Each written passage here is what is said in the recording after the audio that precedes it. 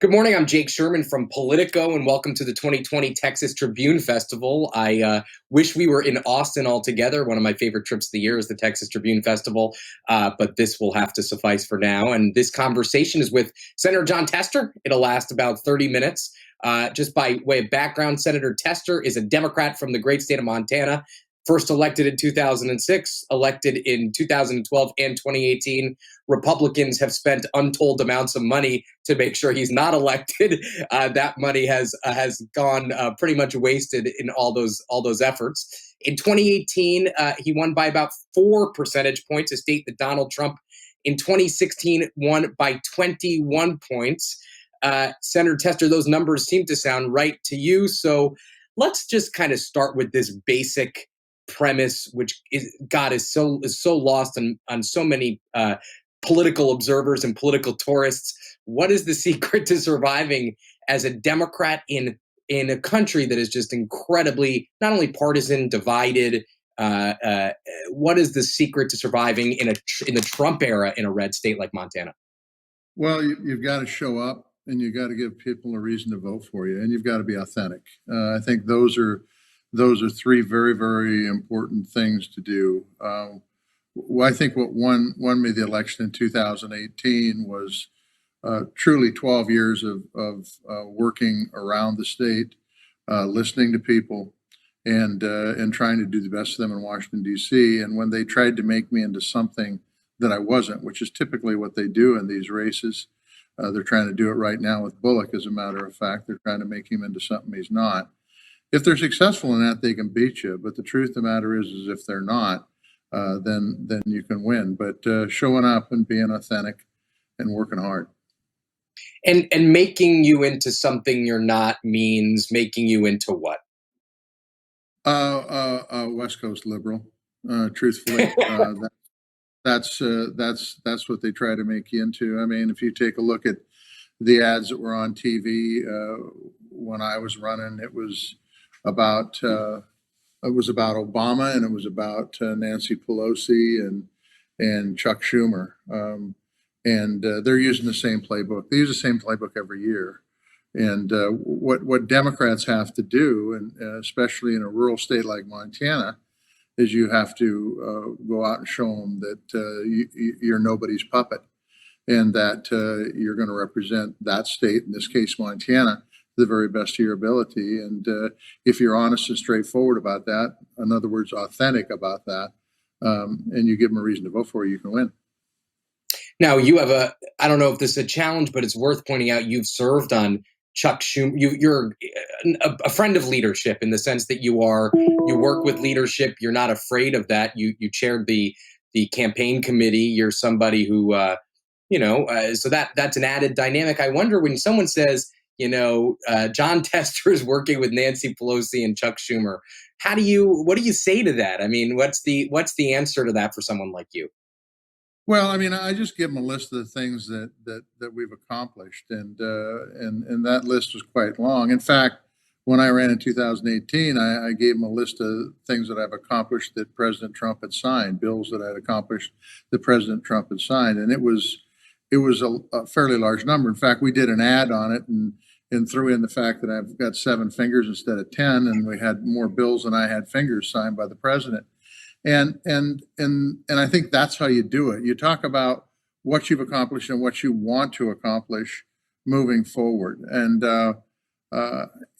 quite frankly, I think that if you're able to be straight up with people, I think that matters a lot. And quite frankly, if you try to be who you are and not somebody else, and I will tell you that oftentimes candidates go out and they want to be somebody else. They want to.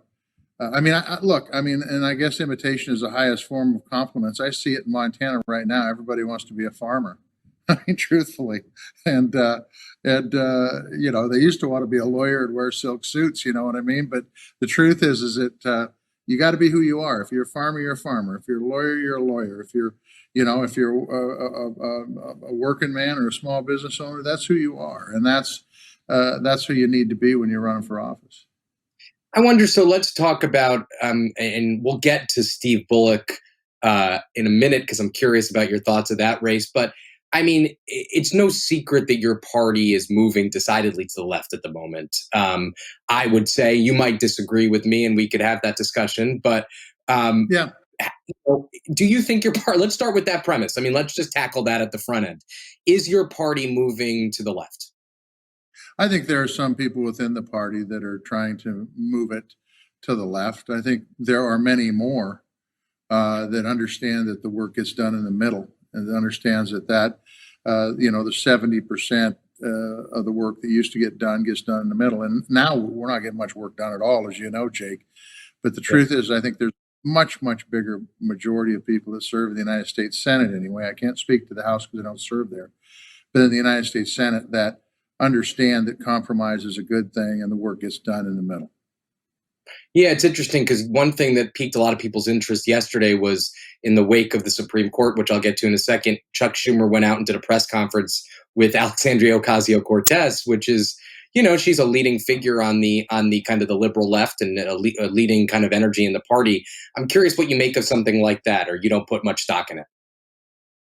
Well, I really don't. I mean, the truth is that not that it matters, but I wouldn't be able to pick her out if she was walking down the street, and that's not a negative comment to AOC. That's just how big of a role she plays in my life. I mean, the truth is that I try to get input from Montanans, and work for their best interest and the country's best interest. And look, there are people on the left that want to pull it a different direction, and that's perfectly all right. By the way, that's what makes the Democratic Party a great party, is because it is a big tent. But in the end, I believe, and I still believe, that work gets done with common sense solutions working across the aisle. So let's talk. We're 40 something days, about 43, I think, days from the election. 40 something, I lose count. Um, what's your feeling right now about Joe Biden? How confident are you in his chances? Well, this race will be decided in the next 40 some days. And I Joe is a great candidate. I served with Joe in the Senate. He certainly is nothing like Donald Trump. He comes from a working family. He's a working man. He wasn't born with a silver spoon in his mouth. And I think he wants what's best for this country, not what's best for the party, but what's best for the country. And that's the kind of person I look for as president of the United States, somebody who will bring us together and do the right thing, not for personal gain, but for the gain of the country. So I think that Joe's got everything it takes to win this election. I think that if President Trump has any strong suit, it's that he is a rabid campaigner and he loves to get out and have his rallies. I think Joe just needs to get out and talk to people and tell him his vision for the country. And I think he'll be fine as far as the presidential goes. And so that's it. That's assuming that people are voting and people vote, and there isn't a lot of voter suppression out there. And by the way, if there is, the Democrats have to push back on that and make sure we've got folks out there that are stopping the voter suppression from happening too. So some of that's on us. But in the end, I think Joe's a good candidate, and I think Joe hopefully will win the presidential. I think that at any rate, I think it's going to be a race that is going to require everybody to get out and vote to make sure the democracy works. So I like Joe's chances. You hit on, I want to unpack that a little bit. You hit on two things that were interesting. Number one, that Biden is not campaigning nearly as much as Donald Trump, and his campaign would say, listen, we don't have the ability. We're in the middle of a pandemic. Yeah. But there's a lot of Democrats, growing number of Democrats, who say, well, you got to find a way. You have to get out there, whether it's, you can't be sitting on lawn chairs in people's backyards and expect to win the presidency. It sounds like that's a concern you might share. Oh, absolutely. If you don't show up, you don't win. It's a basic rule of politics. You have to show up. And look, I mean, the election in 2016, if we learned anything from Democrats, if you don't show up, you don't win. And so it's critically important that Joe gets out and every day has a plan, and he's got good people around him. I'm sure that's the case, and gets out as much as possible. Do it in a responsible way, so you're not causing problems as far as the pandemic goes. But nonetheless, you have to get out. You have to do that. That's part of the deal. Just do it right. Do it safe.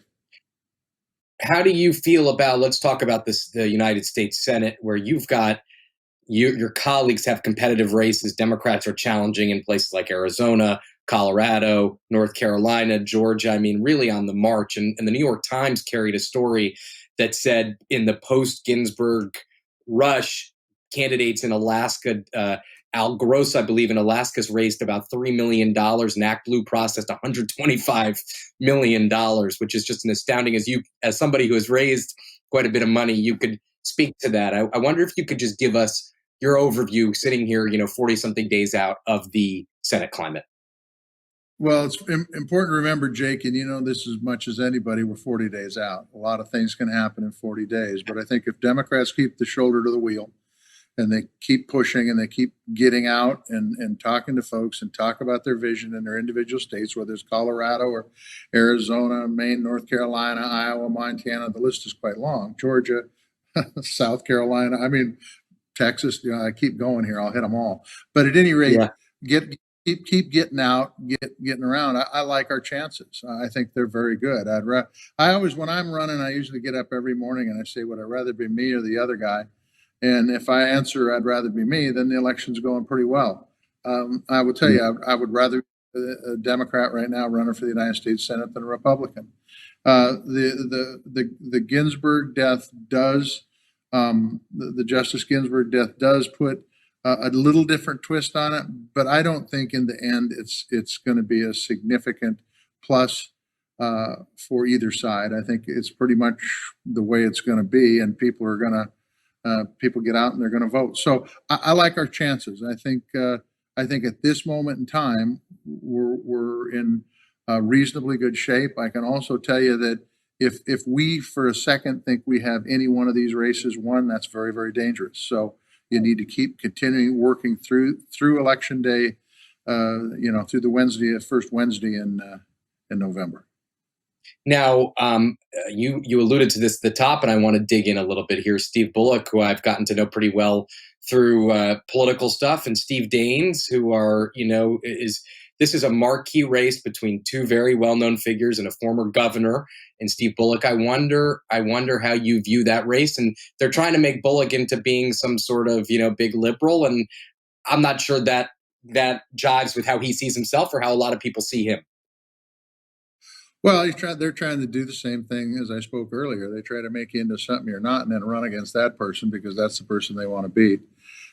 Steve has to push back on that. And he's done, Steve Bullock, and he's done that. He's got to continue to do that. He's got to be very aggressive in that. And he's got to talk about his record of accomplishment. And quite frankly, he's got to talk about the junior senators' lack of record of accomplishment.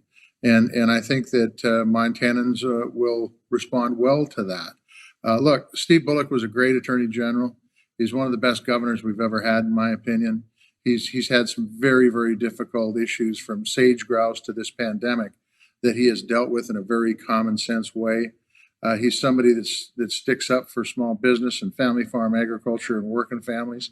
I just think he's got a marvelous record to run on, and I think that the differences between these two candidates is pretty amazing if you get to looking at the record of accomplishment. Now, the Donald Trump Jr. has been quite active in your state, visits a lot, vacations there a lot. Do you think he has any political ambitions in your state? I heard he was going to run for governor in 2018 when he was campaigning against me. I don't think that would sell in Montana, but I wish him the best, whatever he decides to do.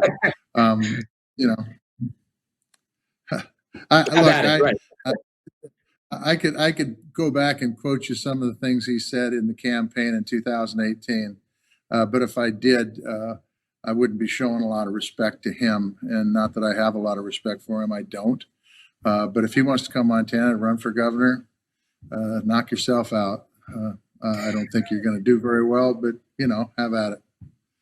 Now, let's talk about, if you guys win the majority, let's talk about what you see should be the Democrats' priorities. If you're in the hallways like I am and you ask 5 Democrats this question, you could get 15 different answers. So I'm curious as to what you see if November, when January 22nd, 23rd rolls around, what should Senate Democrats, Chuck Schumer, Majority Leader, be focusing on?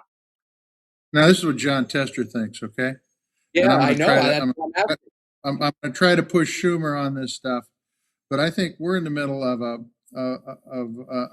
a new Supreme Court justice, and we've got Mitch McConnell that's treating his caucus like a bunch of puppets, telling them you're going to do this, you're going to do that. The rules that we had in 2016 don't apply in 2020, even though Mitch McConnell set the rules up in 2016, they don't apply in 2020. Look, anybody that looked at that, and there's a lot of good people on the other side of the aisle, but anybody that looked at that equation would say, whoa, this does not make sense. It's unethical. It's dishonest. So what brings these people to do whatever Mitch McConnell says?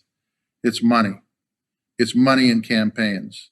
And I'm telling you that if we don't do something about the dark money in these campaigns right out of the chute, we're making a big mistake as Democrats. And by the way, I don't think this is necessarily a Democratic issue. I think this is an American issue that's central to our democracy. And so I would say if I was doing if I was leader and working with hopefully Joe Biden as the next president of the United States, I would make sure that corporations are not classified as people. I would make sure that every dollar that's spent on these campaigns is transparent. And I would make sure that stockholders understood what's going on. If you know, of course, if you make corporations not people, you don't have to worry about that issue. But in the end, I think putting more transparency into government overall is always a good thing. And I think elections are part of government. But that's the first thing I do right out of the chute. And by the way, when I'm in Montana, I hear that from Republicans as much or more than I hear from Democrats, that there's too much money in these campaigns, and we've got to figure out a way to rein it in and make it more transparent. Correct me if I'm wrong, but that's one of Bullock's big achievements. Didn't he do a kind of a landmark campaign finance bill when he was governor? Absolutely, it is one of his achievements, and it's something that's been very important in Montana, going way back to the Copper Kings when they tried to buy elections over 100 years ago. So it's something that's pretty fundamental to Montana, but I think it's fundamental to this country. Let's talk about you. We talked a little bit about Ruth Bader Ginsburg. I want to make sure to get to that. You believe obviously the Senate should wait. You just indicated that this morning. I was on TV. I was on Morning Joe, and there was the argument that was made, and Joe made the argument that it's well within the congressional session doesn't end 45 days before the election, nor does it end 100 and something days before the end of the year. They are well within their constitutional rights. And while it's a power grab and it might be unethical, it's certainly appropriate within the bounds of the political rules that you and I kind of vaguely know. I'm curious how you respond to something like that. Well, I mean, I think if you take a look at 2016, when Mitch McConnell changed the rules on Supreme Court justices, those rules were changed. Traditionally, we did do Supreme Court justices, but the truth is Mitch changed the rules. They're his rule changes. The party went along with it. Under a Democratic president, they said, can't do this. And now we're under a Republican president, and they're saying, oh, no. We got a different set of rules now for Republicans than we had for Democrats. And besides that, this is much, much closer to the election than the Merrick Garland case was when Justice Scalia passed. So I think that the truth is that this is pretty dishonest. And quite frankly, I'll say this, Jake, that moving forward, I think this is going to fundamentally change the nature of the Senate.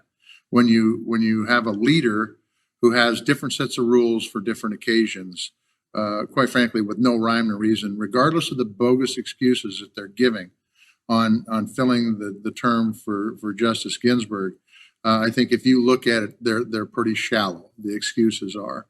And Mitch McConnell set the standard in 2016. Now he's not willing to live with that same standard in 2020. But let's tackle this from, I think Mitch McConnell makes the calculus, I would argue, that Democrats don't have the guts to do the blow up stuff that Republicans do, right? I mean, I think that they play hard knuckle politics. I'm not excusing them. I'm just channeling what I think their view of the situation is. And Democrats are now saying, well, maybe we'll pack the court. Maybe we'll add seats. Maybe we'll blow up the filibuster. Everything's at our disposal. And when they hear that, what they say is, there's no ramifications for us not, playing by kind of our own rules, right? Don't you think that's part of the equation? I heard that same thing happen when Harry Reid was majority leader and no judges were being allowed through to speak of. They were blocking everything went through. And so Harry took a very small step on the filibuster. And Mitch has taken that and blown it up, saying, well, Harry started, so I'm going to finish it. The bottom line is this, Jake. I'm a farmer, okay? I go home and I sell wheat and grains to different people. I would never do a business deal with these guys. The word is not the bond. They don't look at you and are not truthful with you. And Mitch McConnell, I'm going to tell you, I would never do business. I've done business with people like that. They're no longer somebody I do business with. You've got to have somebody that's honest and looks in the eye and tells you the truth. They're consistent and where their word is their bond. That's not the case here at all. And that's why, by the way, the Senate has always been the place where things have slowed down and you've taken the time and you've thought things through. Mitch McConnell's blowing all that up, and it's Mitch McConnell that's doing it. And I'll tell you, the American people should be enraged by it. It's all about power all the time, not what's best for the country. Do you support the filibuster, the blowing up the filibuster, or adding seats to the Supreme Court? Well, no. I mean, I think it would be great to continue to move forward. I think the filibuster has some important qualities. I will tell you this, though. It really, if we are in the majority, it's really up to the Republicans if they're going to block everything that comes down everything that comes down the pike. I didn't come here to sit on my hands and do nothing. I came here to try to move this country forward and keep it the greatest country in the world, and that requires Congress to be functional. If the Republicans under Mitch McConnell's rules say, well, we're just going to stop everything that comes down, then that leaves little choice. Okay. But the truth is that I am a fan of the filibuster, but it's really in the hands of the Republicans moving forward. If they want to work in a bipartisan way and do compromise, like's been done in Mike Mansfield's era, where 70% of the work was done in the middle, I'm ready to go. I'm ready to work on that, and I'm ready to come together with bipartisan solutions. If they say no, we're not going to do that, and we're just going to stop things that are pretty basic to our country, then it leaves us little choice. And how about adding seats to the Supreme Court? Look, I don't even want to go there, quite frankly, because I just don't think we should be even talking about that stuff. What we should be talking about is how this Supreme Court justice is going to impact things like healthcare and voters' rights, dark money in campaigns, labor law, all those kind of things. I think that's where we should be focusing. Let's focus on the court. Let's not focus on changing the court. Let's focus on making the court responsive and a co-equal branch of government as we are.